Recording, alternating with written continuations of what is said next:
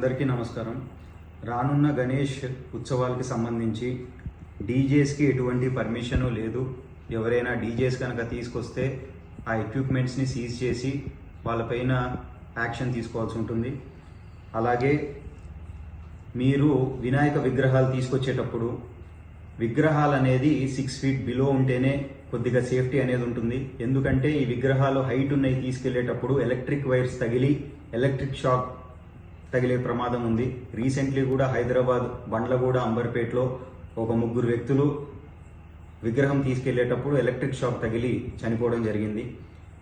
And ఇదే కాకుండా మీరు విగ్రహం అయితే ఎక్కడైతే పెడుతున్నారో అది ప్రైవేట్ స్థలం అయితే ఖచ్చితంగా ఓనర్ పర్మిషను, పబ్లిక్ స్థలం అయితే ఐదర్ పంచాయతీ పర్మిషన్ కానీ మున్సిపాలిటీ పర్మిషన్ కానీ ఖచ్చితంగా తీసుకోవాలి.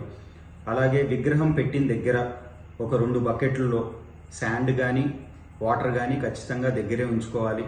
ఎందుకు అంటే అక్కడ మనము దీపాలు పెడతాము, ఇవన్నీ పెడుతూ ఉంటాము. అప్పుడప్పుడు ఏదన్నా ఫైర్ యాక్సిడెంట్ లాంటిది ఏమైనా జరిగితే వెంటనే మనము సేఫ్టీ ప్రికాషన్స్ తీసుకోవాలి కాబట్టి ఇవన్నీ పక్కన ఉంచాలి. అదే కాకుండా నైట్ ఎస్పెషల్లీ 10 తర్వాత ఎవరు కూడా మ్యూజిక్ అనేది ప్లే చేయకూడదు. 10 to మార్నింగ్ 6 o'clock వరకు ఎవరు మ్యూజిక్ ప్లే చేయకూడదు. చుట్టుపక్కల ఉన్న రెసిడెంట్స్ని ఎవరు డిస్టర్బ్ చేయకూడదు.